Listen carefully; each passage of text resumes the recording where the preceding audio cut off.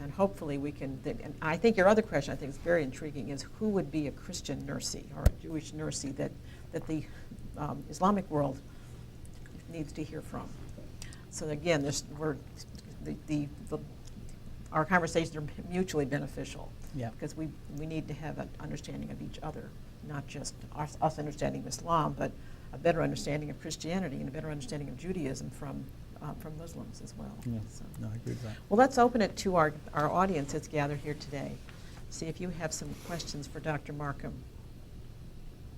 Thank you very much. Very interesting. You mentioned very briefly Hindus and Buddhists. And I'm interested in how the dialogue will be affected if a group of people believes that their belief systems have been revealed, but another group of people, their beliefs have not been revealed. And how that works in that divide. And I think, so much of our attention has been focused into Jewish, Christian, Muslim dialogues. That's where the hotspots have been. But if you look over toward India, into that region of the world, there are other fault lines that are at work, and very strong identities and very strong egos also. And I'm wondering how we cross that divide, because that belief will be a barrier. That's a very good question. I delivered the TEEP lectures when I was in India, and I did them on the Hindu-Muslim dialogue primarily, because of course that is a huge issue in that country. The Hindu-Muslim. What did I say? Hindu-Muslim dialogue. That's right. Because that's a significant and difficult relationship to. India is a beautiful country, a remarkable country. And it's a real question about how the two coexist. And as you know, there has been over the last 15, 20 years a fairly aggressive backlash against Islam and Christians and Sikhs by some Hindus who felt that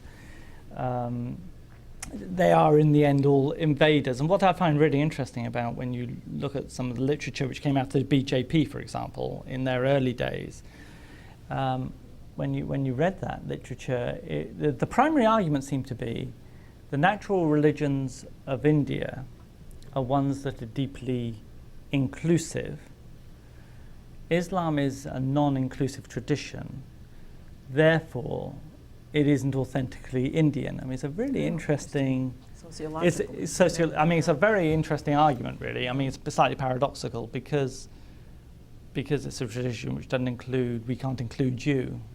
It's a slightly that form. Now, of course, Congress got re-elected and so on. So things have moved on and settled down a little bit.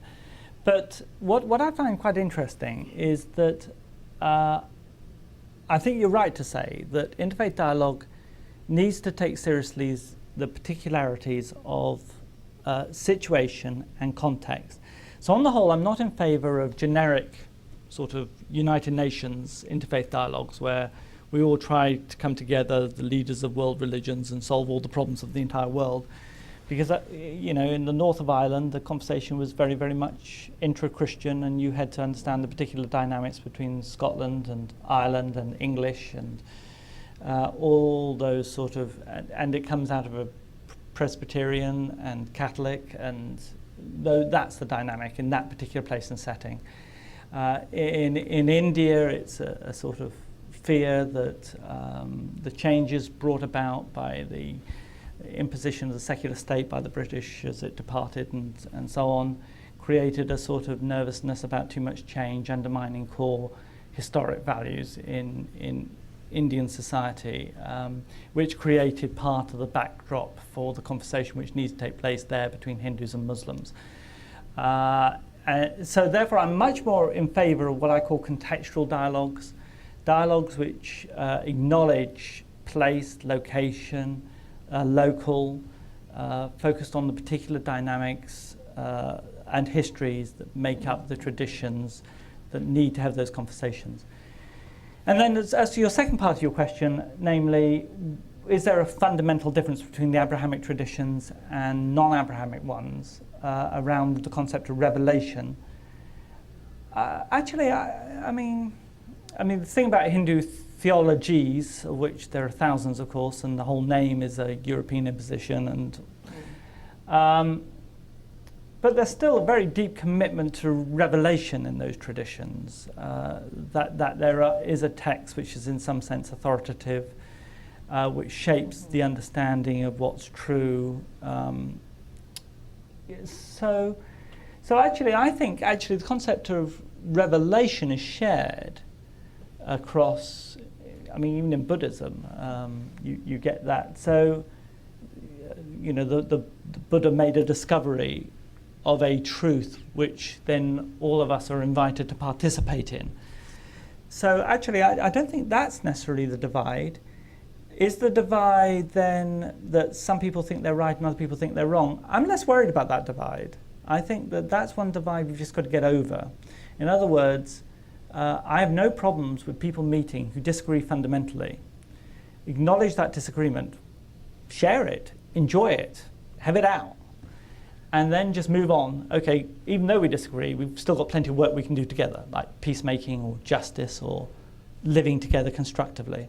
There's that superb study, which I really do recommend, Atosh Varshney's study, social scientist out of Harvard.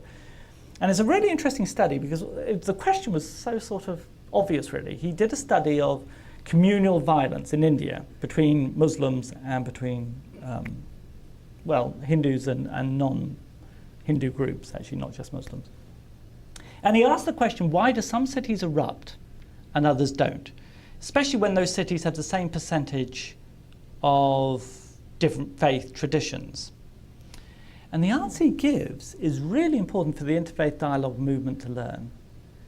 The answer Atosh Varshney gives is this: those cities which erupt are those which lack formal interfaith structures. In other words, too much can be made of, we all live together happily here, we shop together, we get the milk from the store, everything's fine. Those sort of informal connections. But we've seen that they blow up quite effortlessly in Croatia, and those informal networks don't work. What happens, says, where you've got strong Muslims, Hindus in some sort of structure, be it around business, be it around politics, be it around some sort of structure, and then when there's the provocation, they then are a vehicle through which people connect and calm. And that was it. Structured interfaith organizations is a major factor in preventing intercommunal violence in Indian cities. And I think that that's actually something we need to take much more seriously. Local, contextual, worry less about theological differences and rather more about the immediate context and structures in those places.